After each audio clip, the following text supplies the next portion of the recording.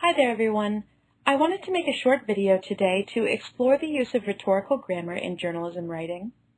After reading Paul Hopper's book, A Short Course in Grammar, I personally became very interested in which grammatical concepts applied or did not apply to news writing. Today we're going to be looking specifically at news and feature headlines. While style is a very important part of identifying between writing genres, for those of us studying grammar, it's incredibly useful to recognize grammatical patterns in different genres as a means of better understanding them. For those of us looking to pursue a career in journalism or simply practice journalistic writing, understanding these grammatical concepts will without a doubt help us with construction. Today, using Hopper's book as a guideline, I will be diagramming two headlines. The first is a news headline from the New York Times, and the second is a feature headline from The Guardian.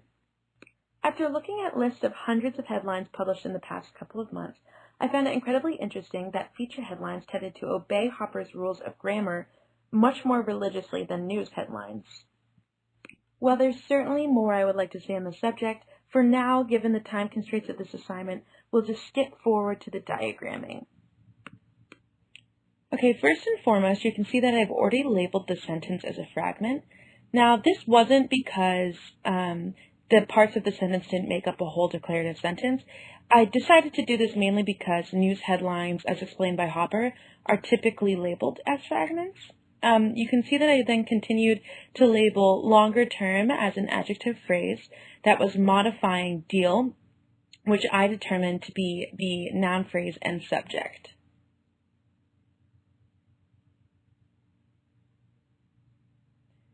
With Iran, I made a prep phrase and determined that it was an adverbial complement made up of a preposition and a prep comp in the noun Iran.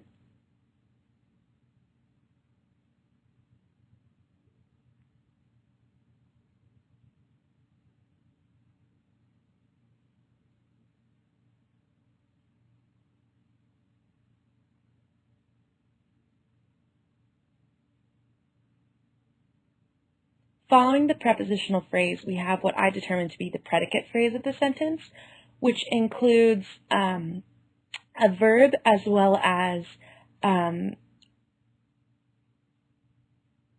adjective phrase in major challenges.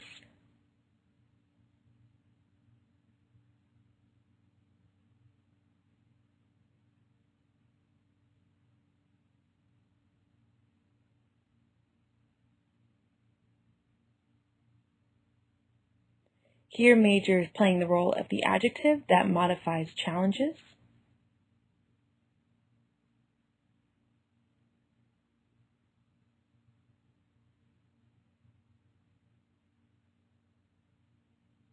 And finally, challenges acts as the direct object of the phrase.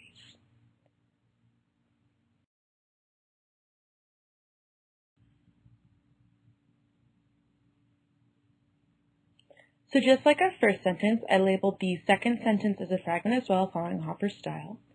The at the beginning of the sentence is obviously an article that's acting as a determiner. Now here, with rise, fall, and rise, despite what might be confusion about verbs, I decided to label it as the noun phrase since the headline itself, the subject, is most certainly the rise, fall, and rise.